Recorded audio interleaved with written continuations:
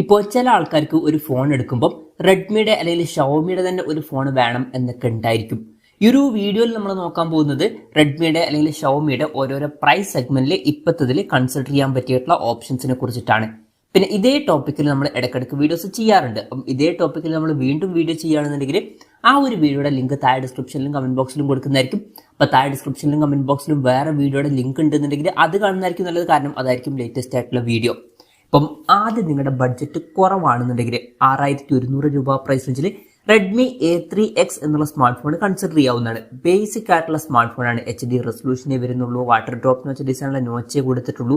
യൂണി SoC T603 എന്ന basic ആയിട്ടുള്ള പ്രോസസ്സറാണ് വരുന്നത്.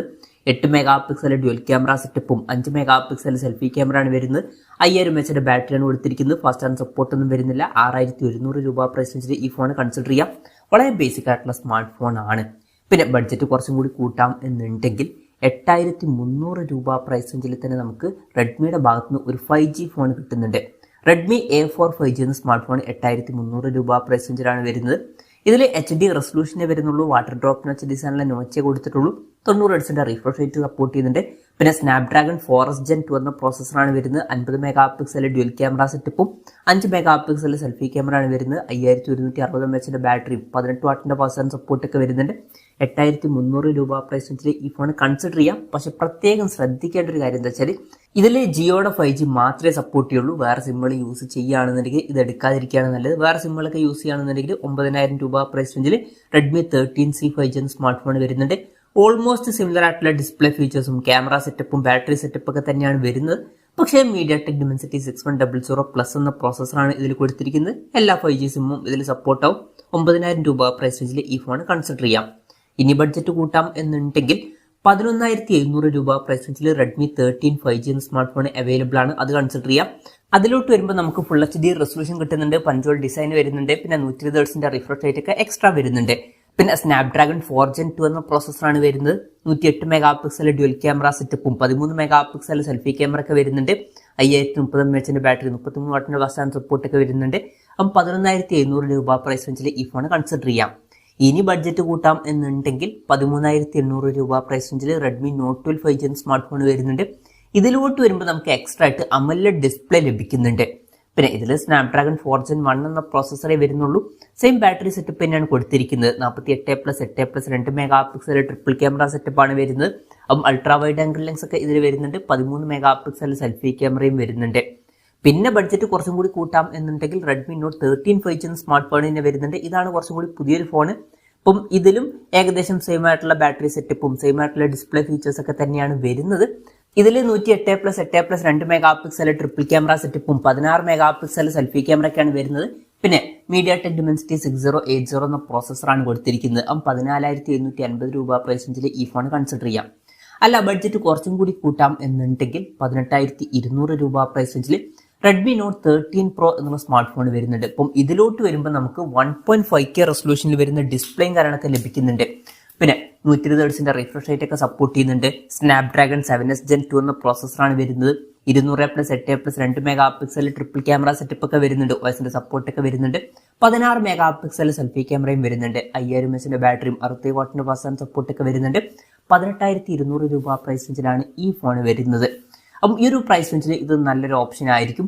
പിന്നെ ബഡ്ജറ്റ് കുറച്ചും കൂടി കൂട്ടാം എന്നുണ്ടെങ്കിൽ 21700 രൂപ പ്രൈസ് റേഞ്ചിൽ റെഡ്മി നോട്ട് 13 Pro Plus എന്നുള്ള സ്മാർട്ട് ഫോൺ കൺസിഡർ ചെയ്യാവുന്നതാണ്. ഇപ്പം ഇതിൽ 6.6 ഇഞ്ചിന്റെ 1.5K റെസൊല്യൂഷനിൽ വരുന്ന AMOLED ഡിസ്പ്ലേന് വരുന്നുണ്ട്. പിന്നെ ഇതിൽ എക്സ്ട്രാ ആയിട്ട് നമുക്ക് കർവ്ഡ് ആയിട്ടുള്ള ഡിസ്പ്ലേ ലഭിക്കുന്നുണ്ട്. കുറച്ചും കൂടി ബെറ്റർ ആയിട്ടുള്ള MediaTek Dimensity 7200 Ultra എന്നുള്ള പ്രോസസ്സറാണ് വരുന്നത്. പിന്നെ സെയിം ക്യാമറ സെറ്റപ്പ് തന്നെയാണ് കൊടുത്തിരിക്കുന്നത്. 5000 mAh ബാറ്ററി തന്നെയാണ് വരുന്നത്. പക്ഷേ ബെറ്റർ ആയിട്ടുള്ള 120 വാട്ടിന്റെ ഫാസ്റ്റ് ചാർജ് സപ്പോർട്ട് വരുന്നുണ്ട്. 21700 രൂപ പ്രൈസ് റേഞ്ചിലായിട്ട് ഈ ഫോണുകൾ കൺസിഡർ ചെയ്യാം. പിന്നെ റെഡ്മി നോട്ട് 14ഉം 14 Proയും നമ്മൾ ഇതിൽ ഉൾപ്പെടുത്തിയിട്ടില്ല. കാരണം അതിന് പകരം റെഡ്മി നോട്ട് 13 Proയും Pro Plusഉം കൺസിഡർ ചെയ്യുന്നതായിരിക്കും ബെറ്റർ. കാരണം അതിൽ ബെറ്റർ ആയിട്ടുള്ള ഫീച്ചേഴ്സ് വരുന്നുണ്ട്. ഇനി റെഡ്മി നോട്ട് 14 സീരീസിൽ വേണമെന്നുണ്ടെങ്കിൽ 32400 രൂപ പ്രൈസ് റേഞ്ചിൽ റെഡ്മി നോട്ട് 14 Pro Plus എന്നുള്ള സ്മാർട്ട് ഫോൺ കൺസിഡർ ചെയ്യാവുന്നതാണ്. അപ്പം ഇതിലും നമുക്ക് സെയിം ആയിട്ടുള്ള ഡിസ്പ്ലേ ഫീച്ചേഴ്സ് തന്നെയാണ് ലഭിക്കുന്നത്. 1.5K റെസൊല്യൂഷൻ കർവ്ഡ് ഡിസ്പ്ലേ ഒക്കെ വരുന്നുണ്ട്. പിന്നെ സ്നാപ്ഡ്രാഗൺ 7S Gen 3 എന്ന പ്രോസസ്സറാണ് വരുന്നത്. 50+50+8 mega pixel triple camera setup വരുന്നുണ്ട്. അപ്പോൾ ടെലിഫോട്ടോ ലെൻസ് അടക്കമുള്ള കാര്യങ്ങൾ ഇതിൽ വരുന്നുണ്ട്. പിന്നെ 20 മെഗാ പിക്സൽ സെൽഫി ക്യാമറയും കൊടുത്തിട്ടുണ്ട്. 6200 mAh ബാറ്ററിയും 90 വാട്ടിന്റെ ഫാസ്റ്റ് ചാർജ് സപ്പോർട്ടൊക്കെ വരുന്നുണ്ട്. അപ്പോൾ 32,400 രൂപ പ്രൈസ് റേഞ്ചിൽ ഈ ഫോൺ കൺസിഡർ ചെയ്യാവുന്നതാണ്. ഇനി ബഡ്ജറ്റ് കൂട്ടാം എന്നുണ്ടെങ്കിൽ ഷവോമിയുടെ ഷവോമി 14CV എന്നുള്ള സ്മാർട്ട് ഫോൺ 38,700 രൂപ പ്രൈസ് റേഞ്ചിൽ വരുന്നുണ്ട്. ഇതിൽ 1.5K റെസൊല്യൂഷൻ ഒക്കെ വരുന്നുണ്ട്. അതുപോലെ തന്നെ ഡ്യുവൽ പഞ്ചോൾ ഡിസൈൻ ആണ് ഇതിൽ കൊടുത്തിരിക്കുന്നത്. പിന്നെ ഇതിലും കർവ്ഡ് ആയിട്ടുള്ള ഡിസ്പ്ലേ ഒക്കെ തന്നെയാണ് വരുന്നത്. 120 Hz റിഫ്രഷ് റേറ്റ് സപ്പോർട്ട് ഒക്കെ ചെയ്യുന്നുണ്ട്. പിന്നെ സ്നാപ്ഡ്രാഗൺ 8S Gen 3 എന്ന പ്രോസസ്സറാണ് വരുന്നത്. 50+50+12 MP ട്രിപ്പിൾ ക്യാമറ സെറ്റപ്പ് ഒക്കെ വരുന്നുണ്ട്. പിന്നെ ഫ്രണ്ടിൽ 32+32 MP ഡ്യുവൽ ക്യാമറ സെറ്റപ്പും കൊടുത്തിട്ടുണ്ട്. 4700 mAh ബാറ്ററിയാണ് വരുന്നത്. 67 വാട്ടിന്റെ ഫാസ്റ്റ് ചാർജ് സപ്പോർട്ട് ഒക്കെ വരുന്നുണ്ട്. 38,700 രൂപ പ്രൈസ് റേഞ്ചിൽ ഈ ഫോൺ കൺസിഡർ ചെയ്യാം. ഇനി ബഡ്ജറ്റ് കുറച്ചും കൂടി കൂട്ടാം എന്നുണ്ടെങ്കിൽ 50,000 രൂപ പ്രൈസ് റേഞ്ചിൽ ഷവോമി 14 എന്നുള്ള സ്മാർട്ട് ഫോൺ വരുന്നുണ്ട്. അപ്പം ഇതിൽ 6.36 ഇഞ്ചിന്റെ 1.5K റെസൊല്യൂഷൻ വരുന്ന അമോലെഡ് ഡിസ്പ്ലേ ആണ് വരുന്നത്. 120 Hz റിഫ്രഷ് റേറ്റ് ഒക്കെ സപ്പോർട്ട് ചെയ്യുന്നുണ്ട്. 12-bit ഡിസ്പ്ലേ, ഡോൾബി വിഷൻ ഇതുപോലുള്ള ഫീച്ചേഴ്സ് ഒക്കെ വരുന്നുണ്ട്. പിന്നെ സ്നാപ്ഡ്രാഗൺ 8 Gen 3 എന്ന പ്രോസസ്സർ തന്നെ കൊടുത്തിട്ടുണ്ട്. 50+50+50 MP ട്രിപ്പിൾ ക്യാമറ സെറ്റപ്പും 32 MP സെൽഫി ക്യാമറ ഒക്കെ വരുന്നുണ്ട്. 4610 mAh ബാറ്ററിയും 90 വാട്ടിന്റെ ഫാസ്റ്റ് ചാർജ് സപ്പോർട്ടും 50 വാട്ടിന്റെ വയർലെസ് ചാർജിംഗ് സപ്പോർട്ടൊക്കെയാണ് ഇതിൽ വരുന്നത്. 50,000 രൂപ പ്രൈസ് റേഞ്ചിലായിട്ട് ഈ സ്മാർട്ട് ഫോൺ കൺസിഡർ ചെയ്യാം. പിന്നെ 1 ലക്ഷം രൂപ പ്രൈസ് റേഞ്ചിലോട്ടൊക്കെ വരികയാണെന്നുണ്ടെങ്കിൽ ഷവോമി 14 അൾട്ര എന്നുള്ള സ്മാർട്ട് ഫോൺ തന്നെ വരുന്നുണ്ട്. ഇതിലോട്ട് വരുമ്പോൾ നമുക്ക് 2K റെസൊല്യൂഷൻ വരുന്ന ഡിസ്പ്ലേ ഒക്കെ കിട്ടുന്നുണ്ട്. 12-bit ഡിസ്പ്ലേ, ഡോൾബി വിഷൻ ഇതുപോലുള്ള ഫീച്ചേഴ്സ് ഒക്കെ ഇതിൽ വരുന്നുണ്ട്. പിന്നെ സ്നാപ്ഡ്രാഗൺ 8 Gen 3 എന്ന പ്രോസസ്സർ തന്നെ കൊടുത്തിട്ടുണ്ട്.